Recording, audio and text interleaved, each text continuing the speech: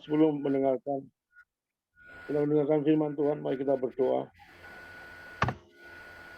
Bapa di surga, terima kasih dan puji syukur malam ini kami dikumpulkan lagi oleh Engkau melalui Zoom ini Tuhan. Tolonglah hamba-Mu yang diberikan kesempatan oleh Tuhan untuk berbicara mengenai kebenaran firman Tuhan. Roh Kudus, tolonglah hamba.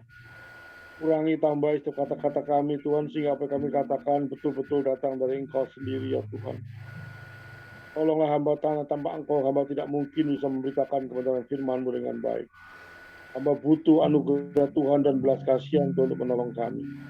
Berkati hamba anak-anak-Mu yang ada di Zoom ini Tuhan pada saat mendengarkan firman Tuhan. Roh Kudus, tolong mereka masing-masing, tilik mereka pribadi lepas pribadi, sehingga mereka bisa membukakan hati dan pikiran yang dalam untuk kebenaran firman-Mu tersimpan pada hati yang paling dalam dan mereka menjadi pelaku-pelaku firman Tuhan. Sekali lagi Tuhan, berfirmanlah pada hamba orang yang paling hina ini Tuhan dan kuasai kebenaran firman Tuhan dari awal, pertengahan hingga akhirnya. Dalam nama Tuhan Yesus hamba berdoa dan mengucapkan syukur. Amin. Shalom. Shalom. Saudara, malam ini kita membaca dalam judul yang sederhana, hati yang gembira adalah obat. Ini adalah suatu kehidupan sehari-hari saya. Ide saya mengangkat ini, pengalaman saya kena satu keadaan saat ini yang sedang melanda untuk Omikron dan COVID, Omikron maupun Delta. Jika saya perlu mengungkapkan di dalam kebenaran firman ini, kali ini saya tidak akan membawa suatu ayat-ayat atau doktrin-doktrin, tapi satu kehidupan sehari-hari, saudara. Karena saya mengalami secara pribadi, sehingga saya bisa mengungkapkan dalam khotbah ini untuk saudara-saudara yang juga ada manfaatnya nanti, saudara. Amsal 17 ayat 22 mengatakan hati yang gembira adalah obat, hati yang gembira adalah obat, semangat yang patah adalah meningkatkan tulang, saudara. Setelah ini kesaksian saya selama saya menghadapi keadaan-keadaan yang begitu mencekam masalah COVID, ya. Baik itu bulan Juli tahun-tahun yang lalu maupun saat ini beberapa minggu ini saya juga mengalami sendiri, saudara. Yang dulu itu warga saya kena 3 orang, saya sendiri yang tidak kena, saudara. Tetapi saya dikepung oleh 3 orang itu justru saya yang paling ketakutan, saudara. Karena di satu rumah, saudara, ada 3 orang yang kena, saya sendiri yang tidak kena, saudara. Walaupun itu memang ada di atas, anak saya ada di atas di loteng, istri saya ada di kamar sebelah, tapi itu merupakan satu ketakutan bagi saya, karena memang pertama kali saya menghadapi COVID itu yang sebetul-betul saya nggak tahu, saudara. Penyakit apa itu? Rasanya berlebihan rasa takut saya. Saudara. Di tengah-tengah kamar sendirian itu saya sendiri itu ada rasa takut. Aduh, kalau kena bagaimana? Bagaimana dengan istri saya, anak saya, macam-macam lah, rasa ketakutan itu berlebihan. Dan itu memang itu satu godaan setan ya, saya akui secara pribadi, karena saya mengalami pribadi. Pada waktu saya bangun jam 3 itu, seolah-olah setan itu bicara, kena kamu Liman, hati-hati kamu Liman, lihat badanmu menggigil, lihat tenggorokan panas, padahal nggak pernah terjadi. Tapi intimidasi itu muncul seketika, kira-kira jam 2, jam 3. Dan itu bukan 1 kali, 2 kali sudah terjadi. Bahkan saya katakan pada waktu 1 minggu berulang-ulang intimidasi pada saya. Kalau saya sudah kuat, saudara, saya langsung bangun. Ada 2 hari mungkin saya tidak kuat, saudara, menghadapi intimidasi itu. Saya bangun, saya langsung belajar firman Tuhan, baca firman Tuhan, saya memuji-muji Tuhan, saya sedikit berolahraga, baru hilang lagi. Saudara. Tapi kejadian itu terus-menerus selama 4 hari itu rasanya satu diintimidasi, so. Rasanya ketakutan tuh melebihi. Saya nggak pernah, saya ini orangnya easy going ya, saya nggak pernah banyak takut. Tapi kali ini saya ketakutan luar biasa, so. Karena di luar rumah saya itu tiap hari itu ada inna lillahi rojiun, tiap hari suara itu terdengar, so. Terdengar terus di masjid itu jam 4 sore, masjid meninggal, sebelah saya meninggal, muka saya meninggal, 3 orang meninggal, sebelah saya 2 orang, depan saya 4 orang. Waduh, rasanya suasana mencekam, saudara. Sehingga saya merasakan itu, waduh, suatu katakan itu rasanya psikosesmatik ya, katanya dokter apa ya. Antara hubungan antara pikiran, hati yang cemas, khawatir, mempengaruhi seluruh kesehatan saya. Begitu mencekamnya, saudara, keadaan-keadaan itu, pikiran-pikiran negatif itu muncul terus, saudara. Sehingga pada itu saya berolahraga semaksimal mungkin dikuatno oleh Tuhan. Terus saya banyak belajar, itu makanya gunanya banyak belajar firman itu. Di saat saya keadaan-keadaan tertentu itu tidak ada sampai menolong, kita bergantung mutlak pada Tuhan. Pada waktu kita menghadapi keadaan seperti itu, kita hanya berseru pada Tuhan, Tuhan tolong aku. Aku nggak mampu. Menghadapi keadaan seperti ini nggak mampu saya. Betul-betul saya minta pertolongan Tuhan, dan pada waktu saya bangun jam 3, saya langsung itu memuji-muji Tuhan, itu suatu kenikmatan yang betul-betul bisa menghilangkan rasa takut. Terus berdoa pada Tuhan dan belajar firman Tuhan. Itu ada resepnya, tuh. Tidak ada resep lebih manjur selain itu. Tuh. Kita nggak bisa melawan setan. Tuh. Setan begitu luar biasa hebatnya, kita apanya setan, kita nggak mampu. Tuh. Kita diintimidasi oleh setan tuh, saya bilang nggak mampu Tuhan, saya menghadapi setan. Saya mampu menghadapi setan karena kalau Tuhan bekerja. Kalau saya sendiri secara pribadi, kekuatan apa yang saya hadapi? Ada kekuatan bagi saya. Karena saya yakin hanya Tuhanlah yang mampu untuk mengatasi seperti itu. Makanya saya bergantung pada Tuhan. Iman saya pada Tuhan.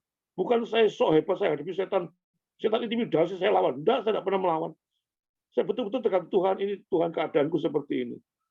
Saya diintimidasi setan loh Tuhan. Jam 3, jam 2, saya terus dibanguni. Rasanya dioyak-oyak. Enggak mampu. Itu. Dan Tuhan bekerja. Setelah saya berikan satu statement, kalau kita menyerah pada Tuhan secara total dan memang mengaku pada Tuhan, Tuhan aku nggak mampu. Di situ Tuhan bekerja. Jangan pernah sombong menghadapi setan. Wah, aku mampu, aku hebat. Saudara nggak ada apa-apanya. Betul-betul nggak ada apa-apanya. Setan itu makhluk yang luar biasa. Dia tahu dia. Tapi kita nggak mampu. Tapi kita punya Tuhan. Karena Tuhan kita menciptakan setan. Semua setan bekerja pada diri saya itu karena izin Tuhan. Tanpa izin Tuhan, setan nggak mungkin bergerak.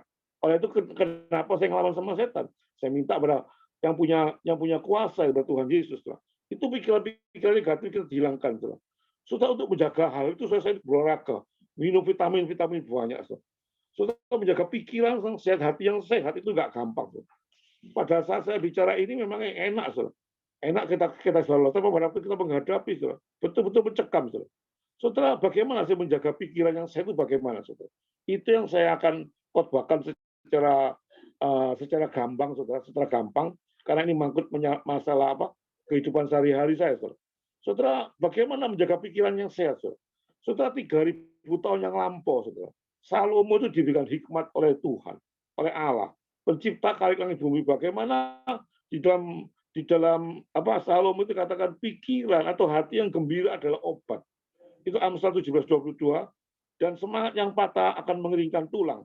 Itu Salomo sudah diberikan hikmat oleh Tuhan bagaimana cara menghadapi satu pikiran-pikiran negatif. Dan itu kita tiru. Hati yang gembira adalah obat, itu betul-betul nyata. Coba kita mengikuti arusnya setan. Aduh, sedih itu mati. Pasti terbawa arus oleh setan. Dan kita mengalami kesakitan. Makanya hati gembira itu adalah obat. Semangat yang patah mengeringkan tulang. Setelah kita akan bahas satu persatu. Apa yang dimaksud dengan hati yang gembira?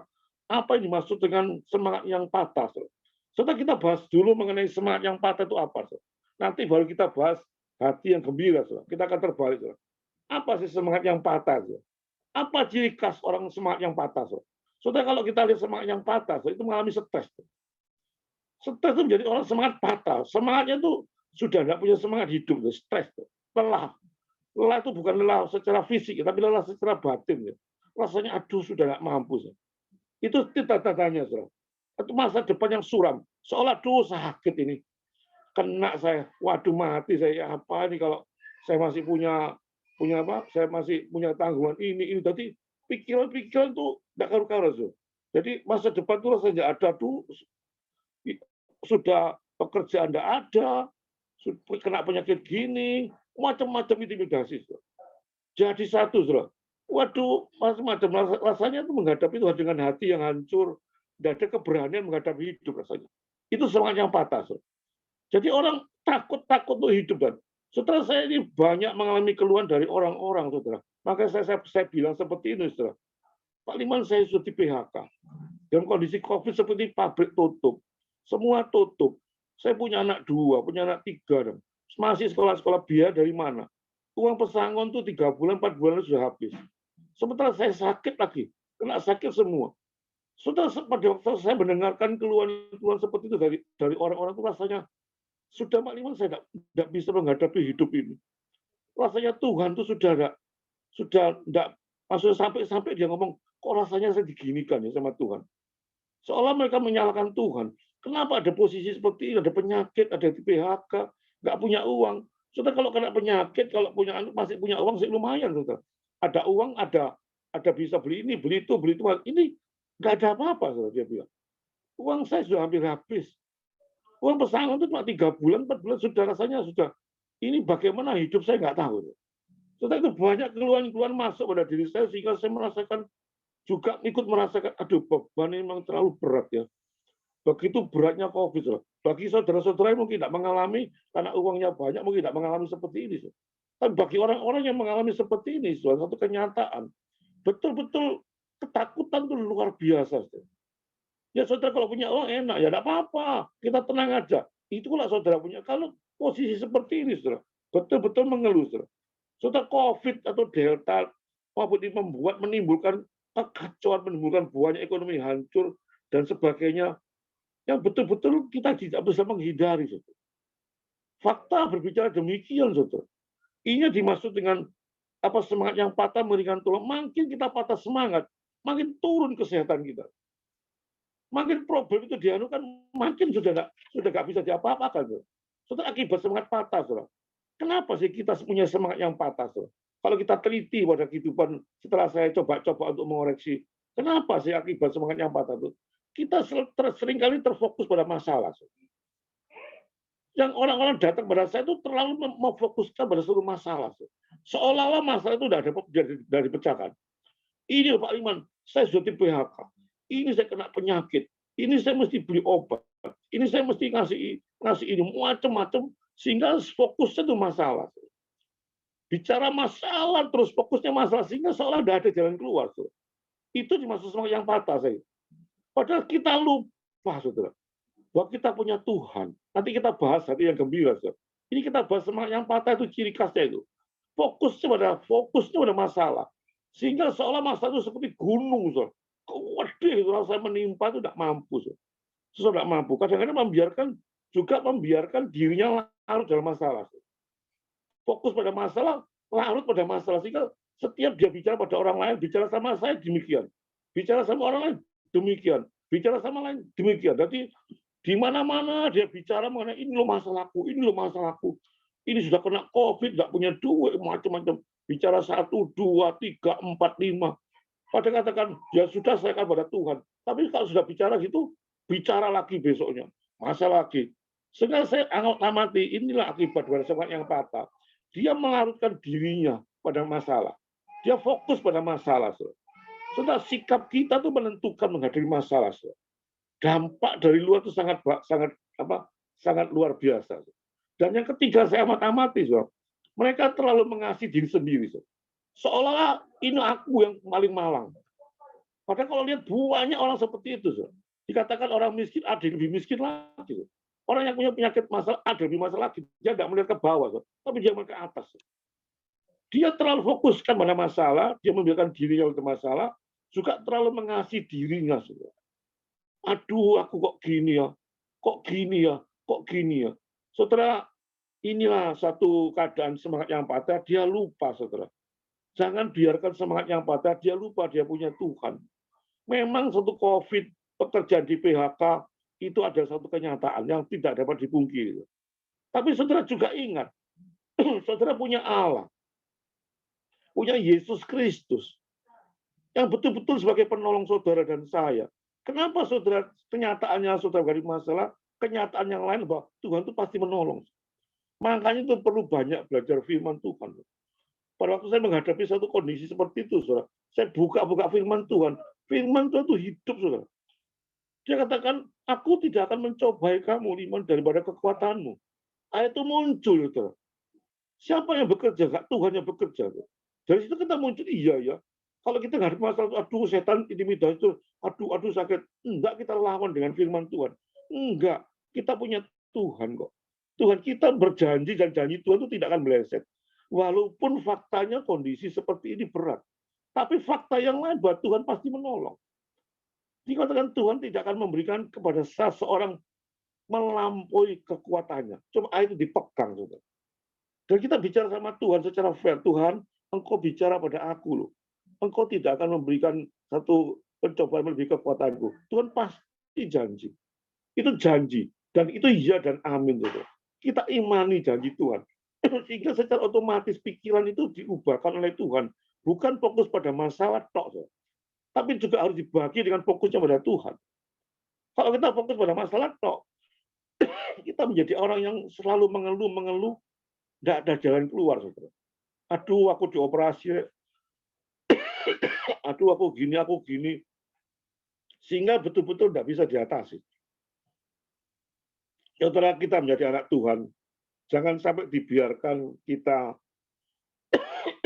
menjadi anak Tuhan yang diganggu oleh suatu masalah dan membiarkan masalah itu larut bagi saudara saya.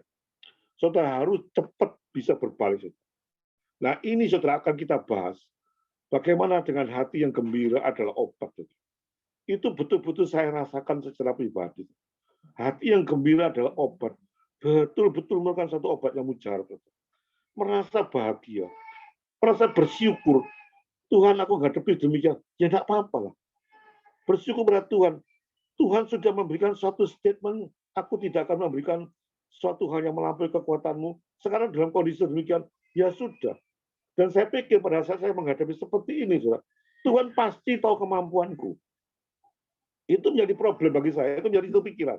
Tuhan kan memberikan sesuatu ujian, pasti Tuhan tahu kemampuan anak itu yang diuji siapa. Kalau ujian SMP berat, SMA lebih berat, S1 lebih berat. Dan kita waktu dicoba seperti ini, kita yakin pada Tuhan, Tuhan ngasih sesuatu hal demikian. Pasti ada maksud tertentu yang membuat kita bisa memberitahu pada orang. Jadi kita jangan terfokus pada salah dengan hati yang gembira, senang, saudara. Senang, gembira, hati yang gembira, itu membuat darah itu lancar. Secara medis, Pak Sakria bisa menjelaskan, gembira itu mereka tidak ada jantung berdebar-debar lagi.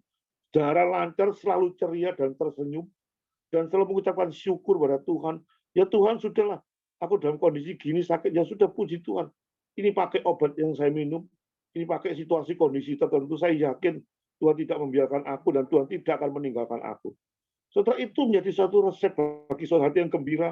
Hati yang gembira itu betul-betul ada suatu kerohanian yang mantap, saudara.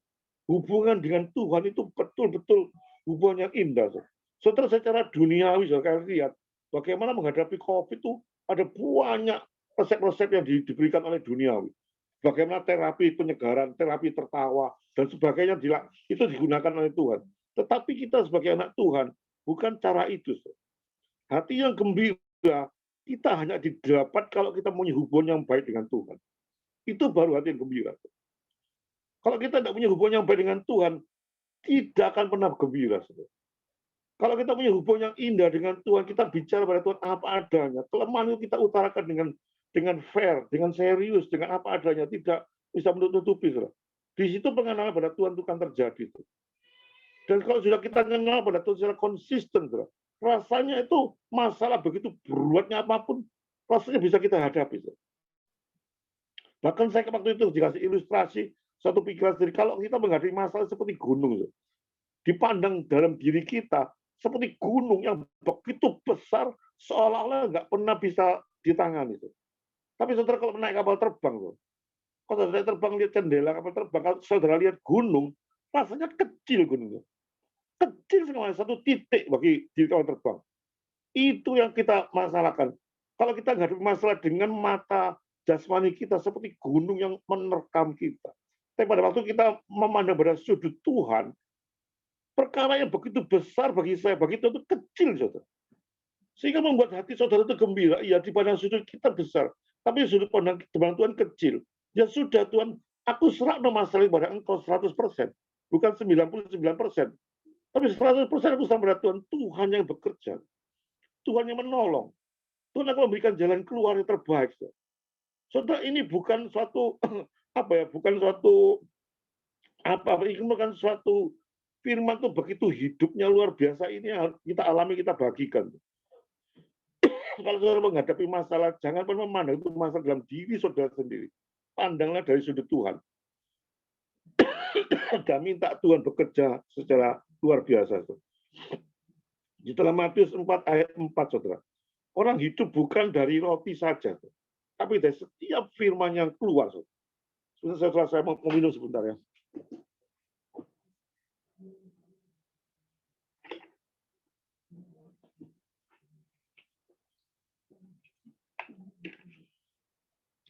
Sorry, mau minum.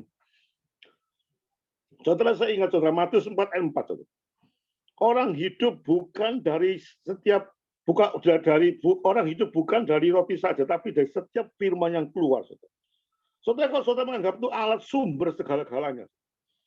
Kalau saudara menganggap Tuhan Yesus sumber penghidupan saudara, sumber jalan keluar saudara, saudara mesti menghadap pada Dia. Itu namanya hati gembira. Saudara. Pada waktu kita bicara sama Tuhan, rasanya plong, saudara. Padahal masalah itu belum terselesaikan. Saudara. Ngerti maksud saya? Kita bicara Tuhan, ini keadaanku seperti ini Tuhan. Begitu saya melek mata, saya menghadapi kenyataan lagi. Memang belum selesai masalah itu. Tapi begitu saya bicara sama Tuhan, rasanya hati ini teguh gitu rasanya. Sudah bicara sama Tuhan, rasanya menghadapi dengan tenang. Dengan santai, dengan berani. Tidak seperti ketakutan. Seperti orang yang tidak mengenal Tuhan. Saudara, ini resep yang paling manjur saya bagikan pada saudara. Saudara menghadapi masalah apapun, datang pada Tuhan secara rohani. Bicara pada Tuhan dengan apa adanya dan minta pertolongan Tuhan. Bahwa Tuhan yang memegang semua kedaulatan tangan Tuhan. Termasuk penyakit, termasuk setan, termasuk kesembuhan, itu adalah kedaulatan Tuhan. Sehingga semuanya itu Tuhan yang memutuskan. Sehingga kita berani datang pada Tuhan dengan kesungguhan hati yang dalam, saudara. Merubah hati yang gembira. Saudara. Hati yang gembira itu, kenapa sih kita menekan hati gembira? Saudara, gembira itu secara jasmani maupun secara rohani. Saudara. Dan mengapa firman itu membuat hati kita gembira, saudara? Kita banyak belajar firman. Dengan firman Tuhan, saya begitu sumpah, saya begitu bangun, saya belajar firman. Setelah saya belajar firman, saya mempunyai suatu kekuatan. Itu memang suatu keadaan, saudara. Kekuatan yang Tuhan berikan. Dan mengapa itu firman Tuhan memberikan hati yang gembira? Dalam Mazmur 1 ayat 2, saudara. Berbahagialah orang yang kesukaannya Taurat Tuhan. Karena Taurat Tuhan itu adalah sumber kebahagiaan, saudara. Saudara, jangan nyari pada orang-orang lain. Jangan nyari pada bicara pada orang lain, di mana-mana saudara bicara, ini lo keadaanku seperti ini yang tadi saya bicarakan. Orang itu bicara sama demikian, bicara sama orang gitu terus. Jadi masalah itu bulat terus, saudara. Tidak pernah terselesaikan. Saudara bukan bicara sama orang, bicara cuma 1-2 orang mungkin sebagai seorang pendeta atau kenalan yang baik. Sudahlah cukup 1-2 orang saja bicara masalah saudara. Selebihnya saudara bicara Tuhan. Jangan terus bicara terus. Di mana-mana masalah disebarkan. Ini lo aku hadapi PHK, ini aku tidak punya duit, ini aku sakit. Terus gitu, tidak akan menyelesaikan masalah. Saudara banyak belajar firman, berdoa kepada Tuhan dan berkomunikasi dengan Tuhan. Itu cara penyelesaian yang baik. Tuhan akan memberikan jalan-jalan keluar yang terbaik. Saudara, kita mempunyai Allah yang begitu luar biasa. Saudara. Dan Allah kita Allah yang tidak pernah berbohong. Allah kita Allah yang tidak pernah meninggalkan kita, karena Dia itu gembala kami yang agung dan setia. Gembala yang tidak pernah meninggalkan domba-dombanya di tengah-tengah situasi kondisi apapun yang dialami oleh dombanya. Camkanlah itu, saudara. Tidak pernah ditinggalkan, saudara. Jangan pernah menganggap Tuhan itu meninggalkan saudara. Tidak. Tuhan pasti mempunyai rencana yang indah pada saudara menghadapi masalah. Apapun masalah saudara. Saudara sakit penyakit, saudara gak punya uang, saudara menghadapi masalah keluarga, menghadapi masalah apapun, saudara. Saudara hadapi dengan tenang dan bicara pada Tuhan dengan sungguh-sungguh. Menghadapi anak, menghadapi mantu, menghadapi apapun juga, saudara. Saudara jangan pernah merasakan, aduh saya kok gini ya. Saya kok ditekan lagi. Saudara bicara sama Tuhan dengan sungguh-sungguh, saudara. Maka Tuhan yakin, saya yakin mutlak pada Tuhan. Karena Tuhan kita, Tuhan yang betul-betul memenuhi janji, tidak akan pernah berbohong. Tuhan akan menolong kita dengan cara-cara yang secara logika kadang-kadang tidak masuk akal. Saudara kita banyak berdoa. Saudara. Allah kita Allah yang begitu luar biasa. Saudara. Maka itu jangan pernah terfokus pada masalah.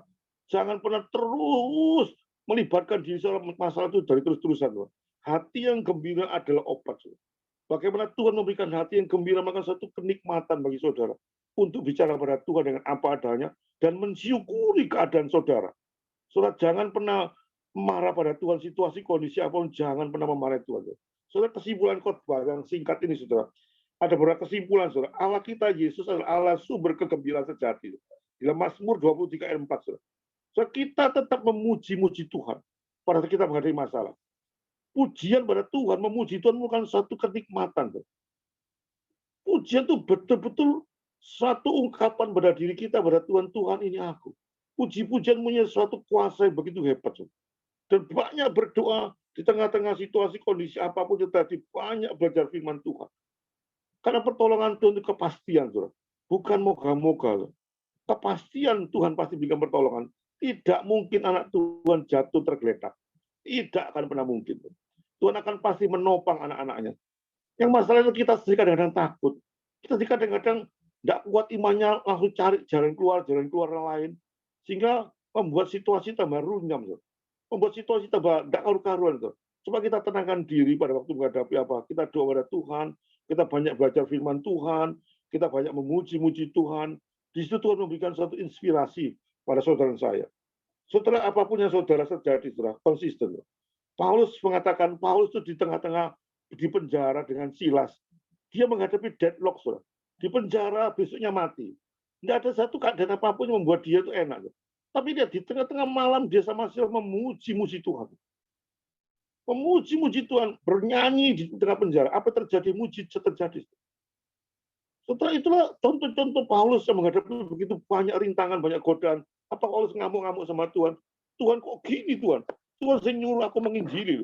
Tuhan menyuruh aku di Filipi. Tuhan yang nyuruh aku menginjili di Filipi. Loh, kenapa Tuhan sekarang kok menjarakan aku?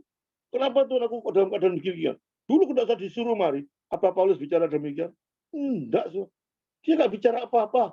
Dia tidak mengeluh apa-apa. Dia hanya menyanyi, hanya memuji Tuhan. Puji Tuhan, puji Tuhan. Aku menghadapi seperti ini. Saudara, biarlah firman yang singkat ini membuat diri saudara makin kuat, saudara. Maka saya akan membuat judul hati yang gembira adalah obat yang manjur. Memang saya alami sendiri, saudara. Biar saya menghadapi apapun, walaupun COVID ini nanti, apapun situasi saudara, saya nggak tahu kondisinya saudara apa, menghadapi penyakit kah, menghadapi keuangan kah, menghadapi anak kah, menghadapi suami, itu istri, menghadapi siapapun. Saudara jangan pernah lari kemana-mana. Datanglah pada Tuhan sebagai sumber pengharapan yang agung, sebagai sumber pengharapan yang pasti. Dia rela datang ke dunia, saudara, untuk menebus dosa saudara saya. Dia rela mati di kayu salib dengan darah yang mahal, saudara, ditebus dosanya oleh Tuhan. Datanglah pada Tuhan dengan sungguh-sungguh. Dan Tuhan yang berjanji, "Hai anak-anakku, marilah datang kepadaku yang letih lesu dan beban berat. Aku akan memberikan kelegaan pada kamu." Ini suatu ajakan, saudara. Ini suatu perintah, suatu kenikmatan saya diajak oleh Tuhan. Marilah datang kepada yang letih lesu dan beban berat. Saudara jangan datang kepada mana. Datanglah pada Tuhan, karena Tuhan yang memerintah. Kalau Tuhan yang memerintah, Tuhan pasti memberikan jalan keluar yang terbaik. Bila firman membuat saudara bisa kuat, tenang menghadapi masalah, dan puji Tuhan saya bisa mentransfer apa menjadi pengalaman saya, supaya saudara menjadi kekuatan Tuhan dalam menghadapi situasi, kondisi yang saat ini lagi-lagi tidak enaknya. Amin, saudara. Mari kita masuk dalam, ada yang tanya, ada menambah, ada sharing, dan lainnya.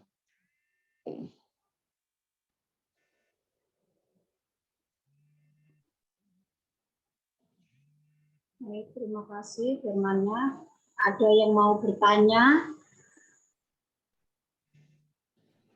Ibu Pungki mungkin mau bertanya, atau Pak Efrianto. Suara saya jelas enggak ya? Soalnya di sini hujan deras banget. Jelas, Bu, jelas. Ada yang mau bertanya, silakan. Atau ada yang mau kesaksian barangkali. Pak Efrianto sudah buka. Oh, Pak Efrianto. Silakan, Pak. Silakan, Pak. Ayo, Dek, Efrianto. Saya nggak kedengaran, jadi mohon maaf kalau saya nggak terlalu merespon. Ayo, Efrianto.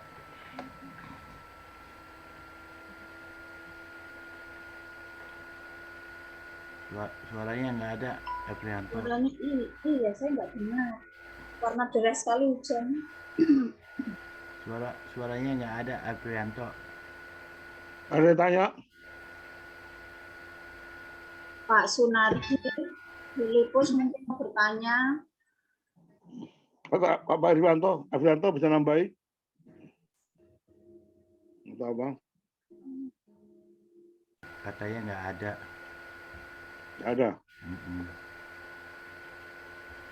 Saya boleh ngomong nggak Pak Pendeta? Ya boleh. Oh iya. Langsung aja. Ya, firman-Nya Pak Pendeta berkaitan dengan sakit yang baru saja saya lewati 1 hari, belum ada 24 jam.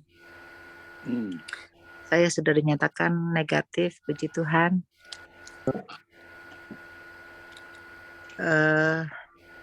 Cuma tadi ada yang disampaikan kalau kita tidak bisa bersuka cita, hati yang gembira adalah obat. Kalau kita tidak berhubungan meminta sama Tuhan, kita nggak akan punya hati yang gembira. Itu betul. Tapi kalau kasus yang saya hadapi, saya bergelut dengan maut. Maut itu apa? Dahsyat yang saya rasakan dengan komorbid jantung saya. Saya seperti ditikam-tikam, berebutan oksigen antara paru dan jantung. Nggak salah kan kalau saya ketakutan, saya khawatir, saya selalu minta tolong doakan, tolong doakan. Ada yang bilang, ya kamu harus berdoa sendiri. Saya juga sudah berdoa, cuma kan saya kepingin ada yang memberikan support langsung gitu supaya saya merasa tenang. Oh iya, saya ada, saya tidak sendiri gitu. Beberapa kali saya ada beberapa yang seperti mungkin bosan kali ya mendoakan saya ya. Jadi ibu harus bisa berani minta sama Tuhan. Loh, saya selalu sama ini minta sama Tuhan. Hanya yang saya mau adalah saya lebih dikuatkan lagi, karena yang saya rasakan belum tentu yang Bapak Ibu pernah rasakan gitu. Sakitnya luar biasa. Bayangkan dada itu seperti ditekan, seperti dibacok-bacok, ditusuk-tusuk, terus sakit tembus ke belakang, terus kesulitan nafas, dan itu berulang-ulang kejadiannya. Nah, itu jadi kalau buat yang COVID no comorbid, fine. Dia bisa ngomong gini gitu, nggak masalah. Tapi kalau yang ada comorbid jantung, itu yang paling fatal. Karena apa? Berebutan oksigen yang saya rasakan.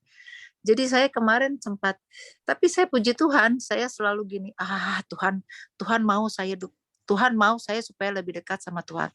Tuhan mau saya selalu pasrah sama Tuhan. Tuhan mau saya lebih yakin akan pertolongan Tuhan, dan saya tahu Tuhan mau saya menjadi saksinya. Itu aja yang jadi janji saya atau nazar saya sama Tuhan. Tuhan, jika saya sembuh, saya ingin jadi saksimu. Saya ingin ikut. Saya bukan hamba Tuhan, saya tidak bisa belajar teologi ya. Saya bukan sarjana teologi, apalagi tidak belajar Alkitab. Saya jarang baca Alkitab. Tapi melayani Tuhan kan tidak harus orang yang sarjana Alkitab atau orang yang menguasai Alkitab atau orang yang belajar Alkitab. Talenta saya, kebiasaan saya, ya saya melayani dari sisi yang lain. Tapi saya ingin menyenangkan hati Tuhan. Saya ingin berbuat sesuatu supaya Tuhan, oh ini ada anakku yang juga begitu mengasihi gitu. Hal-hal kecil, umpamanya saya bisa berikan kesaksian saya kayak di rumah sakit sama orang-orang yang non-Kristen. Saya ceritakan begini, walau mereka ketawain, tapi saya merasa saya sudah sampaikan ini kesaksian saya, dan pasti Tuhan akan catat itu aja sih. Nah, jadi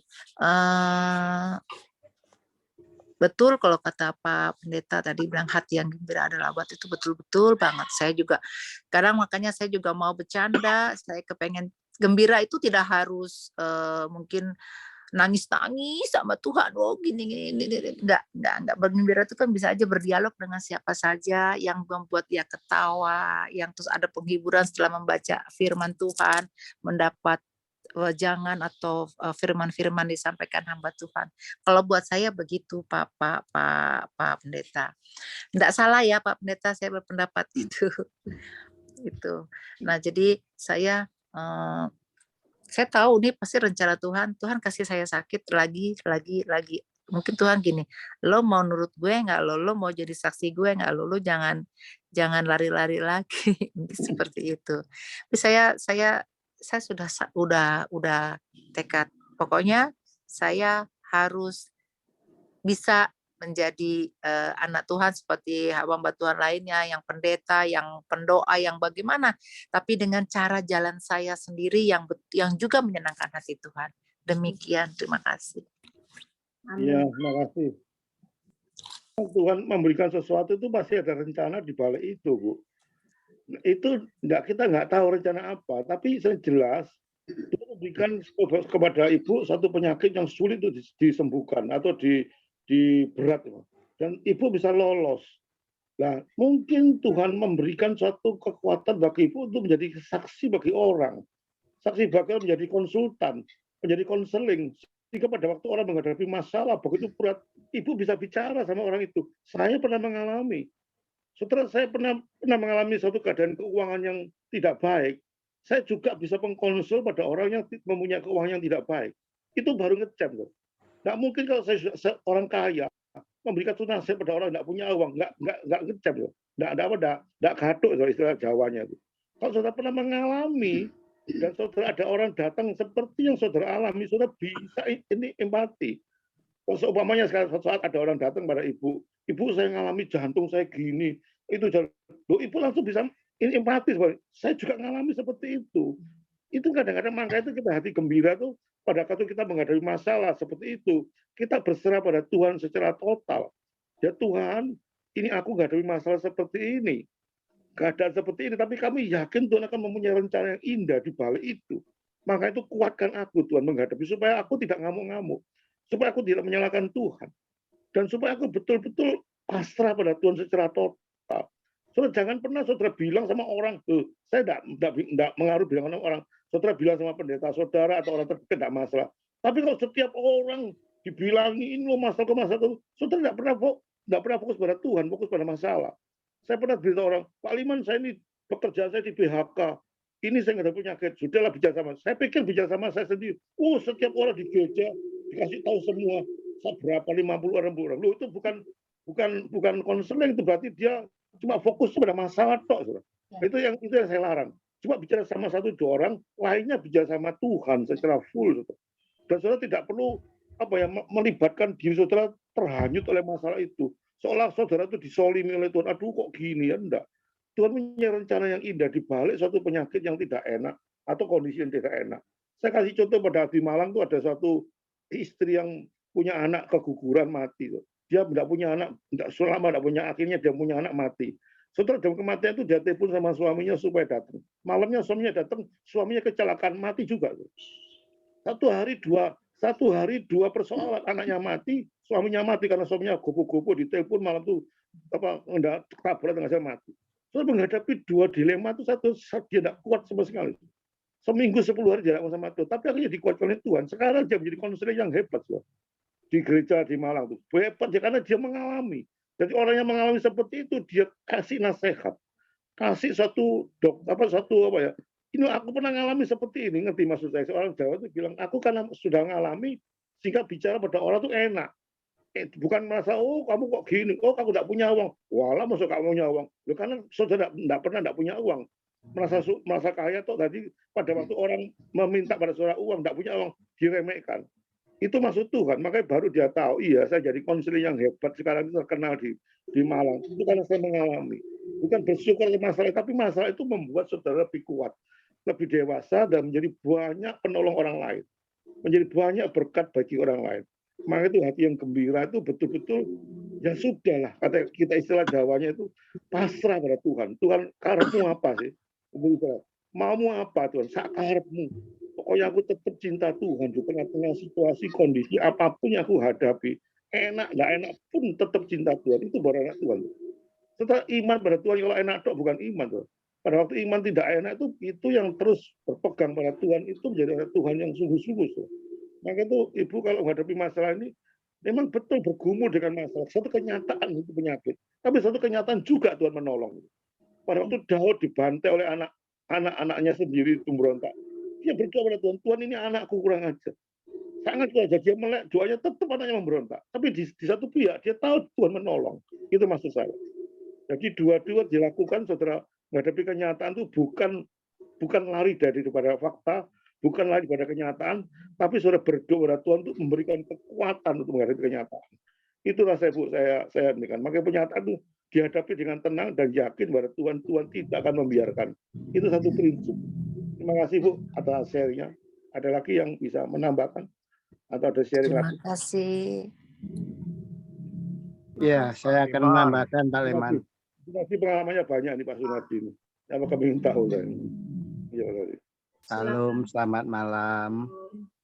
Bapak Ibu semua yang kami kasihi, ya mungkin pertama kali Bapak Ibu yang lain yang belum kenal saya, tapi dalam persekutuan ini saya beberapa kali hadir, ya. Dan malam hari ini saya digerakkan oleh Tuhan untuk menyampaikan sedikit kesaksian di mana firman Tuhan yang sudah disampaikan oleh hambanya tadi, memang kalau dalam kondisi yang begitu tidak menyenangkan, itu tidak mudah untuk hati ini senang. Orang bisa katakan hati senang adalah obat, memang kalau orang itu kondisinya baik ya. Tapi kalau kondisinya tidak baik, itu tidak mungkin untuk bisa senang. Itu tergantung orang yang fokus pada masalah atau fokus kepada Tuhan. Nah, di sini saya juga belajar. Saya juga menghadapi masalah yang cukup berat karena dalam mulai bulan September, Oktober, November sampai Februari ini saya sudah berapa kali itu masuk rumah sakit. Ya, istri saya maksud saya yang masuk, ya termasuk saya masuk rumah sakit nungguin ya. Jadi begitu seringnya kami masuk rumah sakit ya, 10 hari, kadang 2 minggu, 24 jam saya jaga sendiri istri saya. Bayangkan kalau bukan karena Tuhan, tidak mungkin saya kuat untuk menunggu atau merawat istri saya di rumah sakit, ya. Karena sakitnya yang begitu berat sehingga saya sebagai suami tidak mungkin juga untuk meninggalkan, dan istri saya juga tidak mau dijaga yang lain oleh anak-anaknya karena juga anak-anak juga sibuk, sehingga saya merasa kasihan juga kalau toh mereka nggak dijaga saya, nanti siangnya paginya kerja, mereka juga akan mengalami kesulitan. Jadi lebih baik saya yang menjaga terus sampai pulang. Ya, yang terakhir 2 minggu yang lalu itu kami masih ada di rumah sakit, dan minggu yang lalu itu saya sudah pulang. Ya, 1 minggu ini saya ada di rumah. Ya, jadi sering kami ada di rumah sakit, dan di dalam rumah sakit itu saya sering juga kalau malam orang-orang sudah tidur, kadang ruangan itu penuh, kadang saya itu ikut BPJS nomor 1, tapi jarang dapat kamar yang sesuai dengan apa yang saya punya.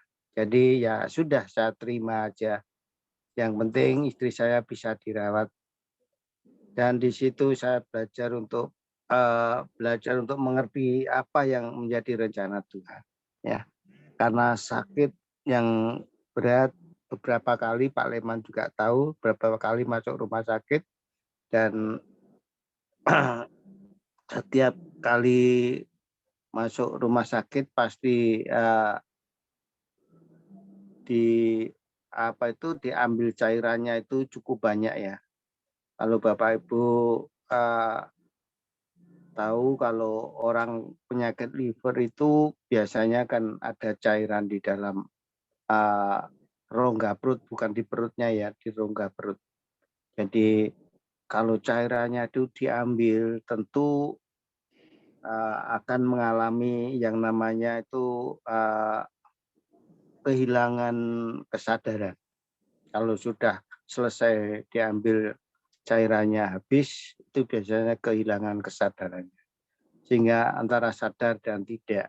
Sehingga ini yang membuat kami sudah menyerahkan sepenuhnya kepada Tuhan.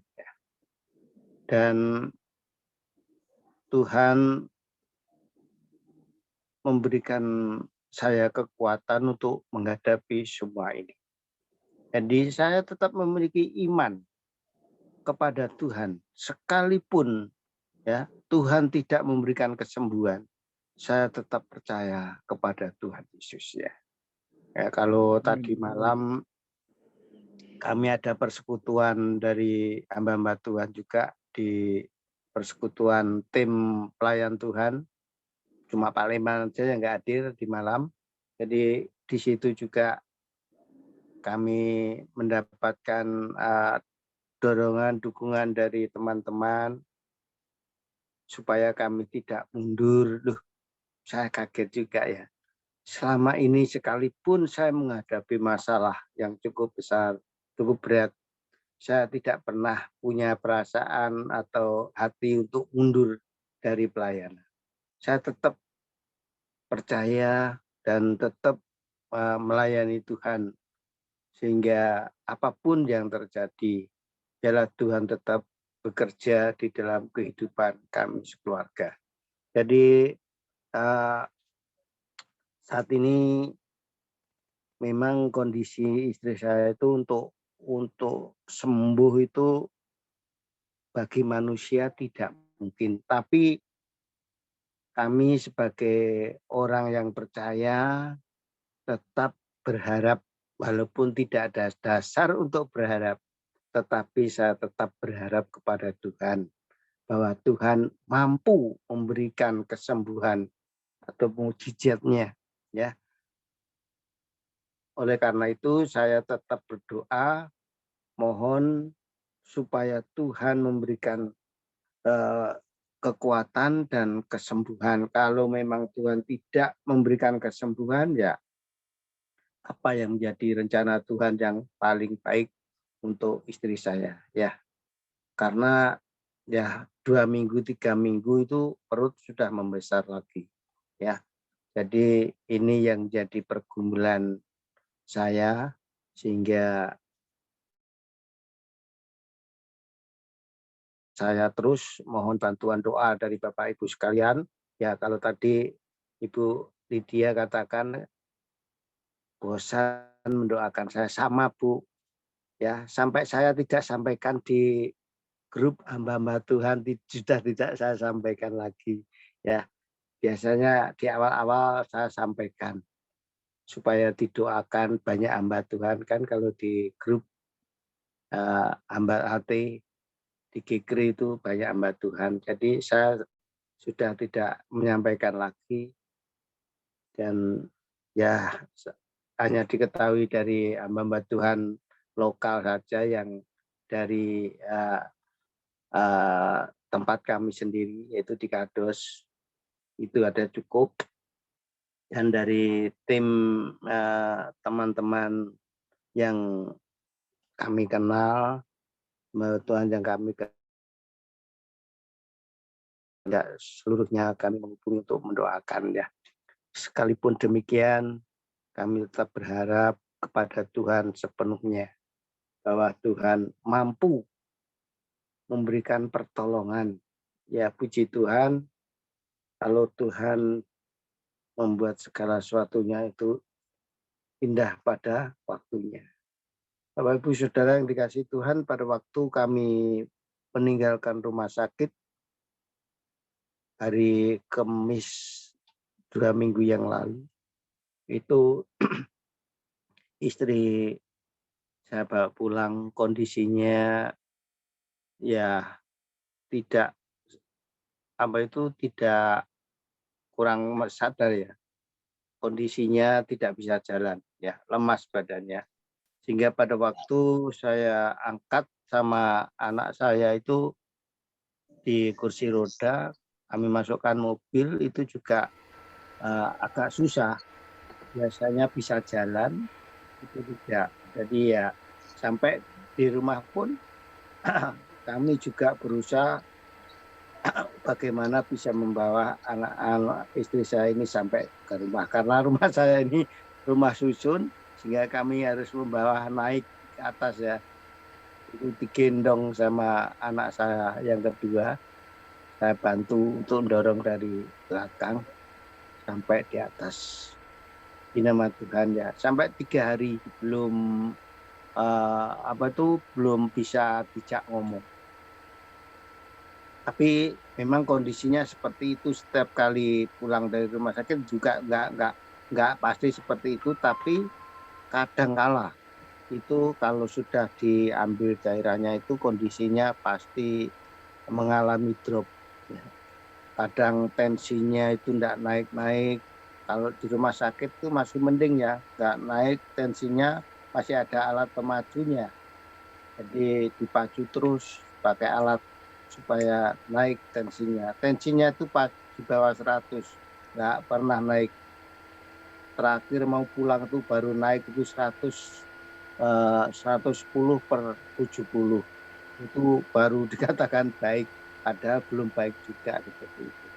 Tapi puji Tuhan masih kuat ya, sehingga kondisinya di rumah semakin 3 hari baru sadar. Baru sadar maksudnya bisa tidak ngomong, sambung. Biasanya jak ngomong nggak sambung. Ya, tapi sudah 3 hari kami rawat dengan anak-anak, akhirnya sadar bisa sambung, kita jak ngomong. Ya itu juga berkat doa-doa dari Bapak Ibu yang mendoakan kami dan istri kami. Ya itu mungkin yang perlu kita sadari, bahwa di saat-saat kita menghadapi masalah, kita jangan fokus kepada masalah itu ya. Sekalipun masalah itu sangat berat sekali. Saya di rumah sakit itu banyak merenung akan firman Tuhan, dan juga terus banyak kesaksian dengan orang-orang pasien-pasien yang ada di dalam rumah sakit ya. Kadang-kadang ketemu pasien orang Kristen sendiri, jadi bisa ngobrol enak, lebih enak kan gitu daripada dengan orang yang tidak seiman. Jadi di situ kami sempat juga untuk menyampaikan kesaksian bagaimana itu bisa mengalami sakit dan bisa mengalami kesembuhan, dan mereka juga menguatkan.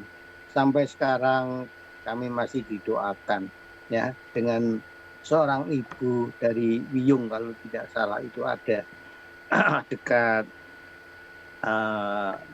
itu toko bangunan yang besar itu, rumahnya dekat sana. Jadi masih seorang Cina. Karena mamanya itu sakit, sehingga dia yang merawat sendirian juga di rumah sakit, dan kami juga saling mendoakan. Kalau pagi itu sesudah bangun pagi jam 5 itu kita bisa berdoa, karena perawatnya belum mulai bekerja. Kalau jam 6 perawatnya sudah mulai bekerja. Jadi di situ saya juga belajar bagaimana kami menghadapi masalah-masalah yang terjadi. Ini yang membuat menambah sukacita di dalam hati, karena apa?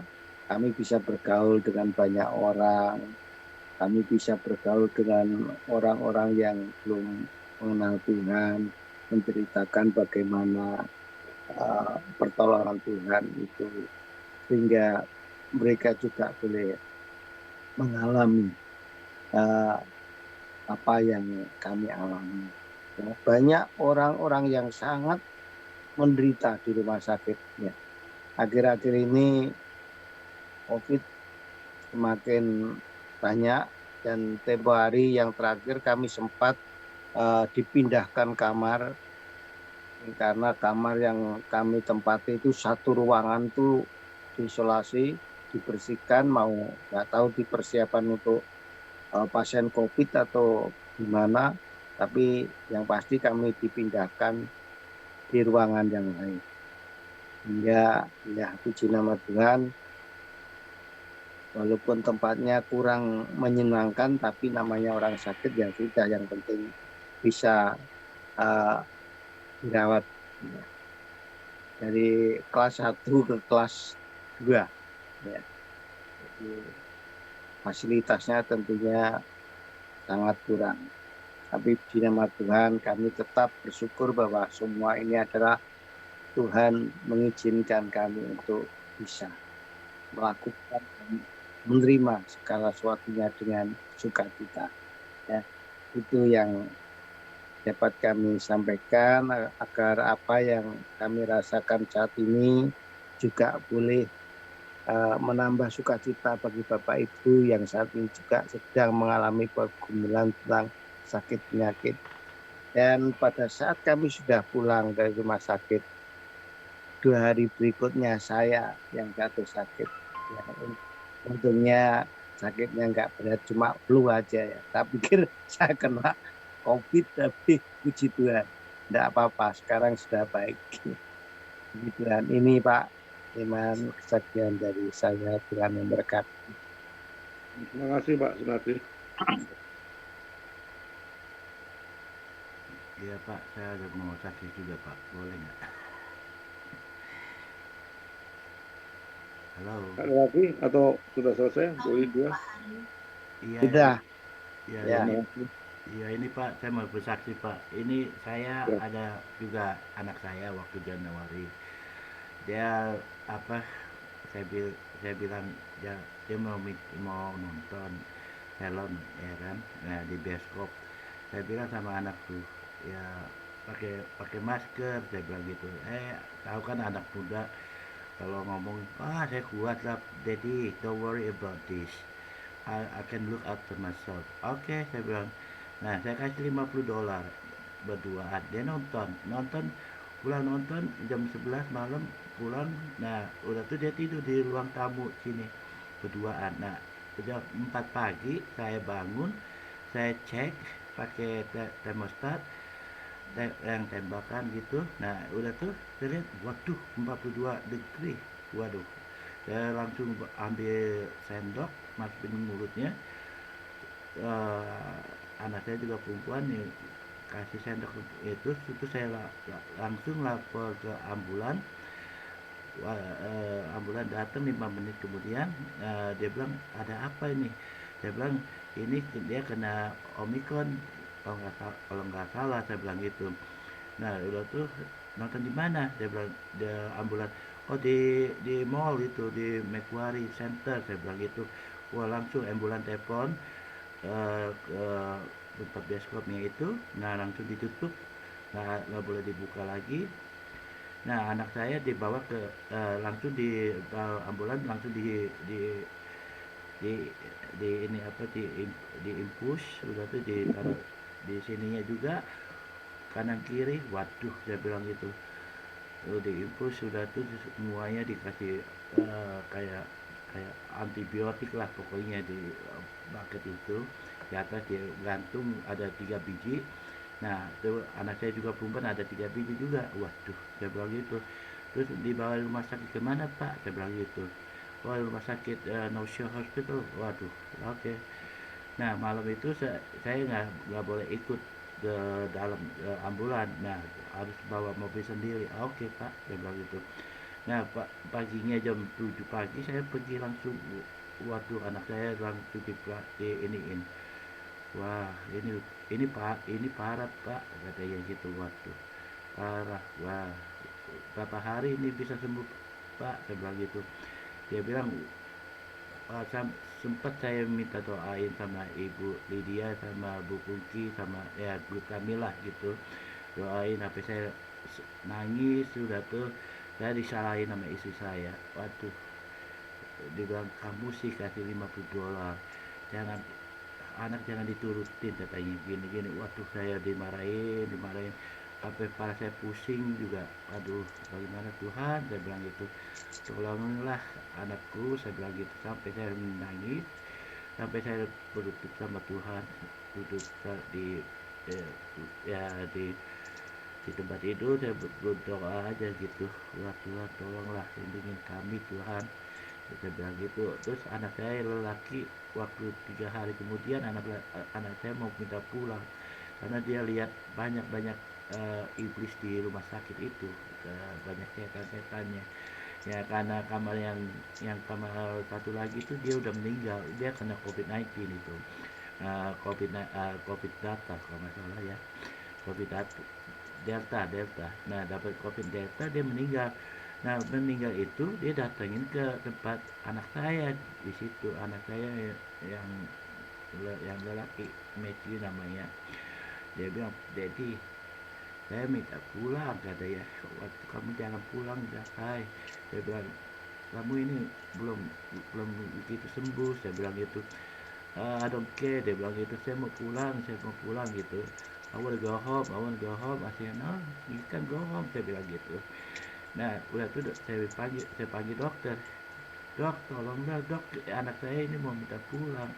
Waduh, ini belum waktunya pulang, katanya. Masing dripnya itu masing banyak itu, katanya. Kita harus embatin dripnya dulu, katanya, antibiotik, katanya. Nah, sampai itu saya berdoa lagi, Tuhan, tolonglah Tuhan. Udah tuh saya nginep di rumah sakit saya nginep. Aduh, saya sampai nggak makan, nggak minum. Aduh, saya bilang gitu. Udah tuh saya pakai baju baju rumah sakit, tau kan, yang kayak planet, pakai tutupan. Waduh, saya nggak bisa bernapas, saya nggak bisa, keringatan terus di sana. Waduh, saya bilang, bagaimana nih, tangan saya dipegang sama anak saya gitu, mau minta pulang, katanya. Wah, saya bilang nggak bisa, saya bilang tolong ya, inilah sabar dulu, saya bilang, take it easy, saya bilang gitu sama anak saya. Nah, udah tuh saya, udah pas anak saya tidur, disuntik tidur, udah tuh saya disuruh pulang sama dokternya. Ya udah, saya pulang. Sampai pulang, pas kemudian anak saya cari saya lagi. Pas udah bangun tidurnya, dia dicari saya lagi. Udah tuh saya ada Zoom lagi malam. Nah, malam ada Zoom. Aduh, saya bilang, Tuhan tolonglah saya, Tuhan. Udah tuh saya didoain semuanya di grup kami ini, New Life. Sampai saya menangis, Tuhan kenapa kok begini terus, saya bilang gitu, apa salah saya bilang gitu sama Tuhan. Tuhan bilang, jangan putus asa, anak kamu baik, minta. Ya, terima kasih Tuhan, saya bilang gitu. Ya udah, saya percaya Tuhan bilang begitu toh. Ya udah tuh, 5 hari kemudian anak saya sembuh, udah dia bebas dari penyakit Omicron. Ya udah disuruh pulang berduaan. Udah tuh, ya 2 minggu kemudian saya kena Omicron juga. Aduh, saya bilang, ini kepala saya pusing, kepala saya 7 keliling, saya bilang gitu, gara-gara ya dari rumah sakit, udah tuh ke shopping, dari saya shopping, kena orang juga yang kena Omicron, kan saya kena itu. Aduh, saya bilang, Tuhan, saya udah berat ini, udah gak bisa deh, saya bilang gitu sama Tuhan. Bagaimana nih Tuhan, saya bilang gitu. Ya saya pikir ya udah dah, saya beliin orange juice, sama minum orange juice, minum honey, minum apa namanya, kumur-kumur atau garam. Udah tuh saya minum Panadol Kolen flu deh, saya embatin semua di situ. Sampai 4 hari saya udah sembuh, saya puji Tuhan, haleluya. Ya kan, itu keluarga kami itu, aduh, luar biasa, di nama Tuhan dimuliakan lagi, disembuhkan lagi. Aduh, kalau enggak saya bisa bagaimana begini. Saya nggak boleh deket anak saya nggak boleh antarin sekolah sama anak saya. Tadi istri saya yang nganterin bolak balik. Aduh, saya lihat istri saya kasihan. Lalu yang dua yang kecil lagi, yang kecil mau deketin saya bilang, jangan deketin saya bilang, kan keluar, saya bilang gitu. Karena saya Saya nggak mau kenain anak saya yang 2 kecil-kecil itu. Ya anak saya tahu aja kan jendol gitu, wah langsung saya kunci pintu aja, ceplok aja udah kunci pintu, udah saya langsung tidur, rasa kepala saya puyeng gini-gini. Saya telepon istri saya, nggak mau telepon, tolong ambilin ini obat sakit kepala. Saya bilang saya nggak tahan nih kepala saya. Istri saya bilang mau ke rumah sakit gak? Enggak, nggak mau, saya bilang gitu. Terus kamu dokter, kamu harus ke rumah sakit katanya. Oh enggak, saya nggak mau, saya bilang. Dan dia bilang gitu, saya bisa berobat sendiri, saya bilang gitu. Saya mau gak mau. Sampai situ saya berdoa, Tuhan tolongin saya Tuhan, lindungi saya Tuhan, jangan lama-lama kena penyakit ini Tuhan. Memang kalau pening, mata perih, semua badan encok semua, nggak bisa bergerak saya. Aduh Tuhan, untung hari Sabtu, udah Sabtu ke malam Minggu itu, waduh saya tidur langsung. Saya udah nggak zoom lagi itu hari Minggunya, langsung saya tidur terus saya tidur. Istri saya bangunin saya nggak mau bangun, saya tidur aja. Ya sampai hari Senin langsung saya baik. Saya minta sama Tuhan, tolonglah saya Tuhan, sembuhkan kami ini Tuhan, dalam nama Roh Kudus Tuhan. Aku percaya nama Tuhan Yesus Kristus yang juru selamat, saya bilang gitu. Langsung saya disembuhin hari Senin malam ya, udah agak enak gitu. Udah ada buka Zoom lagi. Nah, buka Zoom langsung ya ibadah doa lagi malam. Ya udah saya sembuh sampai situ. Selasa udah enakan juga lah gitu. Pagi masih bisa buka, malam bisa buka. Ya udah sampai sekarang ya puji Tuhan, haleluya. Tuhan itu luar biasa. Memang obatnya itu ya gitu.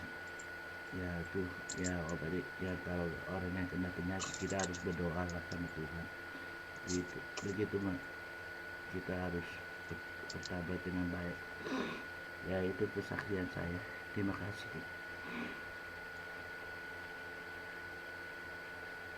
Terima kasih Pak Hari untuk kesaksiannya.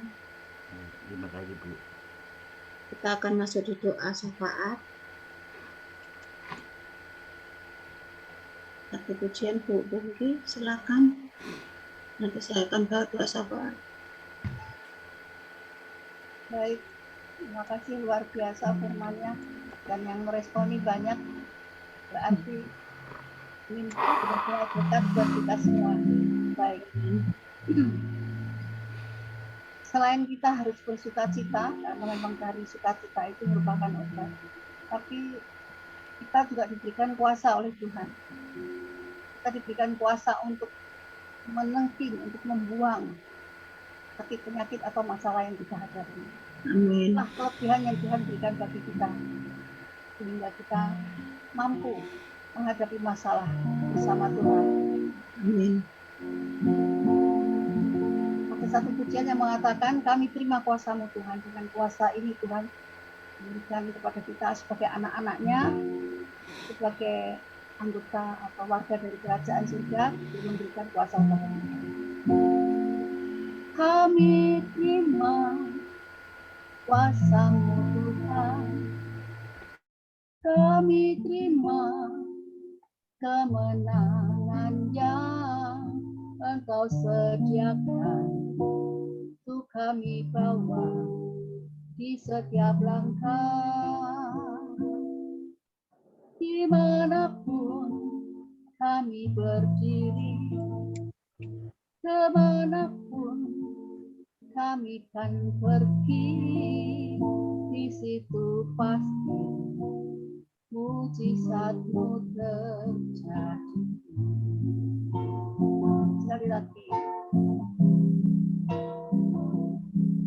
kami terima kuasa-Mu Tuhan, kami terima kemenangan yang Engkau sediakan untuk kami bawa di setiap langkah. Dimanapun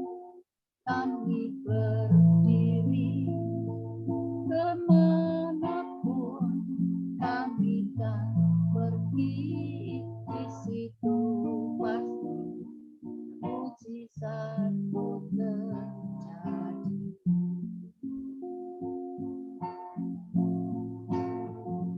Di situ pasti mujizatmu terjadi.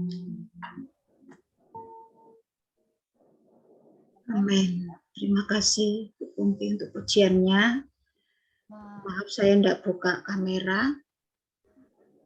ya nggak apa-apa Bu. Kita akan menaikkan doa syafaat kita. Bapa kami yang bertata di dalam kerajaan surga, terima kasih pada malam hari ini. Engkau telah memberkati kami lewat firman-firman-Mu yang telah disampaikan oleh hamba-Mu Bapak Pendeta Liman. Tuhan, kami mohon biarlah firman-Mu ini boleh menjadi rema dalam kehidupan kami masing-masing yang malam ini boleh hadir.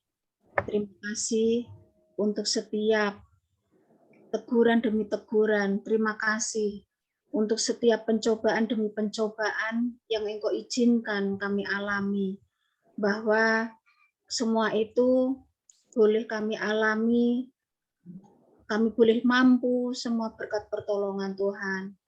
Bahwa begitu besar setiamu kepada kami Tuhan, Engkau tidak akan memberikan pencobaan melebihi kekuatan kami. Terima kasih untuk sakit penyakit yang boleh kami alami. Terima kasih untuk setiap pergumulan yang boleh kami alami. Dan kami saat ini juga bersyukur Tuhan, hamba-Mu Bapak Pendeta Liman, Tuhan juga telah pulihkan dari sakit penyakitnya. Sehingga pada malam hari ini, hamba-Mu boleh menjadi berkat bagi kami semua. Tuhan kiranya Engkau memberkati kesehatan beliau, Tuhan juga memberikan kekuatan kepada beliau, Tuhan juga memberikan sukacita, memberkati rumah tangga, anak-anak, istri, cucu, dan juga pelayanan beliau Tuhan. Semuanya kami serahkan ke dalam tangan-Mu. Apapun Tuhan yang telah beliau alami, semuanya Tuhan izinkan untuk menguatkan iman Pak Liman. Bapa di dalam surga, kami juga berdoa untuk Ibu Ana, yang Tuhan pun juga telah izinkan beliau mengalami sebuah penyakit yang beliau merasakan begitu berat dia rasakan. Namun bersama Tuhan, beliau boleh kuat. Bersama Tuhan, beliau mengalami sukacita. Dan bersama Tuhan juga saat ini beliau boleh berada di tengah-tengah keluarganya, di tengah rumah tangganya.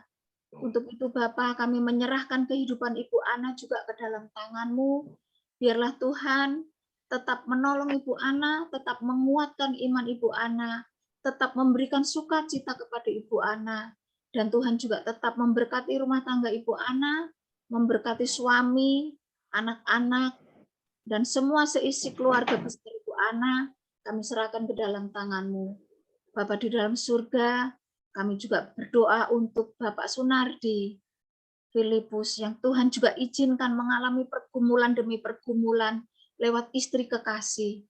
Tuhan kiranya menopang beliau, Tuhan juga menguatkan iman beliau, Tuhan memberikan kesabaran, dan Tuhan menolong beliau di setiap pergumulan yang ada, di setiap masalah yang ada. Tuhan hadir juga di tengah-tengah rumah tangga Bapak Sunardi. Tuhan, apapun Tuhan yang menjadi pergumulan Bapak Sunardi, kiranya Tuhan sendiri yang akan menolongnya. Tuhan memulihkan kesehatan istri dari Bapak Sunardi. Dan Tuhan juga memberkati seisi rumah, memberkati rumah tangga Bapak Sunardi. Kami tahu Tuhan, Engkau tidak pernah meninggalkan Bapak Sunardi. Sehingga kalau sampai saat ini beliau boleh berdiri tegak, beliau tetap kuat, semua berkat pertolongan Tuhan. Bapak, kami juga berdoa untuk Pak Hari, di tengah-tengah pergumulan sakit penyakitnya Tuhan, kami juga memohon pertolongan Tuhan untuk beliau. Kiranya Tuhan juga tetap menguatkan iman beliau. Tuhan tetap memberikan sukacita kepada Pak Hari.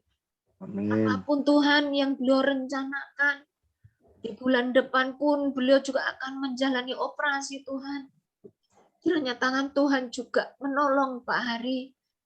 Tuhan juga menolong obat-obatan, tangan para dokter, para perawat yang akan menolong Pak Hari di kemudian hari. Biarlah semua boleh menjadi berkat kesembuhan bagi Pak Hari. Tuhan juga memberkati rumah tangga Pak Hari, anak-anak, istri dan orang tuanya. Kami tetap memohon pertolongan Tuhan. Kami tak henti-hentinya memohon belas kasih-Mu Tuhan untuk hamba-Mu yang setia melayani-Mu ini ya Bapa. Kiranya Tuhan jangan pernah meninggalkan beliau. Engkau tetap menggendongnya, Engkau tetap memberikan sukacita kepada Pak Hari. Sehingga Pak Hari tetap boleh berdiri tegak, tetap imannya kuat. Beliau juga tetap mengandalkan kekuatan daripada Tuhan. Haleluya. Kami mohon juga kepadamu Tuhan untuk Ibu Pungki. Tuhan juga urapi beliau. Tuhan memberkati pelayanan beliau sebagai WL Tuhan. Tuhan juga memberkati setiap pergumulan Ibu Pungki yang ada.